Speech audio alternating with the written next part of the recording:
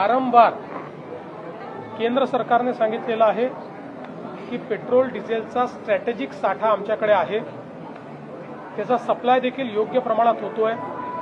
पण विनाकारण जेव्हा पॅनिक तयार होतो आणि पॅनिक तयार झाल्यानंतर आपलं सप्लाय चेन कशी असते, आपली supply chain he over the years he evolve झालेली सप्लाय चेन असते।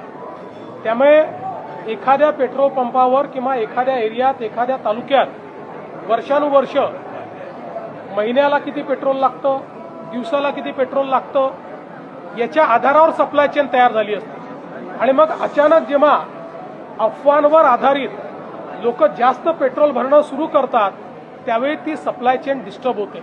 याचा अर्थ साठा कमी असं नाहीये, तर अशा प्रकारच्या पॅनिकने उदाहरणादाखल आपल्याला माहिती आहे की एखाद्या बँकेमध्ये जर लोकांनी एकाच दिवशी पैसे काढणं सुरू केलं तर ती बँक पैसे देऊ शकत नाही, कारण त्यांचे पैसे डिप्लॉयड असतात। तशीच परिस्थिती आहे।